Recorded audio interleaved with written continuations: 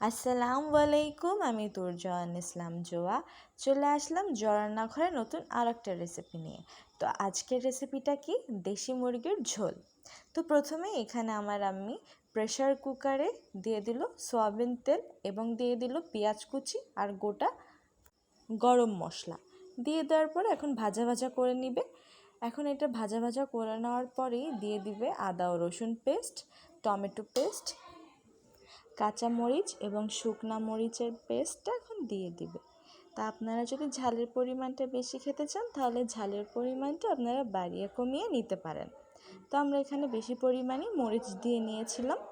তো এখন দিয়ে দিবে হচ্ছে হলুদের গুঁড়া, তারপর ধনিয়ার গুঁড়া আর হচ্ছে ভাজা জিরার গুঁড়ো দিয়ে এটা আমরা খুব ভালোভাবে নাড়িয়ে ছাড়িয়ে নিব, মানে এটা কষিয়ে নিব। আর দিয়ে দিব হচ্ছে লবণ। আর আপনারা আমাদের চ্যানেলে নতুন হলে প্লিজ আমাদের চ্যানেলটা সাবস্ক্রাইব করে আমাদের পাশে থাকবেন।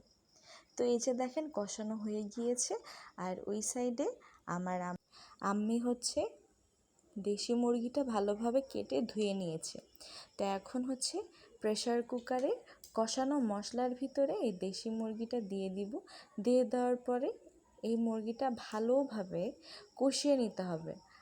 আমরা আগেও একটা রেসিপিতে বলেছি যে মশলা যত আপনারা কষাবেন ততই টেস্ট। তো সেরকমই মুরগি যতটা ভালোভাবে কষাবেন ততটাই টেস্ট। তো এখন হচ্ছে আমরা মুরগিটা কষিয়ে দিয়ে দিলাম হচ্ছে ঝোলের পানি। এখন হচ্ছে আমরা 6-7টা সিটি দিয়ে আমরা কড়াইতে নিয়ে নিলাম। নিয়ে নেওয়ার পরে এখন হচ্ছে আমরা এটা হতে দিব। এটা এখন ভালোভাবে হতে থাকবে আস্তে আস্তে। এই দেখেন বলক উঠে গিয়েছে। আর এখন হচ্ছে আমার আম্মি সব তেজপাতাটা উঠিয়ে নিচ্ছে। তো এই কথা বলতে বলতে আমাদের রেসিপিটাও হয়ে গিয়েছে। এখন হচ্ছে আমার আম্মি সার্ভ করবে। তো সার্ভ করার পরেই দিয়ে দিবে হচ্ছে ভাজা জিরার গুঁড়া। তো আপনারা আমাদের চ্যানেলে নতুন হলে প্লিজ সাবস্ক্রাইব করে আমাদের পাশে থাকবেন এবং নিত্য নতুন খুবই সাদামাটা রেসিপি পেতে আমাদের চ্যানেলটা সাবস্ক্রাইব করে আমাদের পাশে থাকবেন। তো আজকে এই পর্যন্তই। আল্লাহ হাফেজ।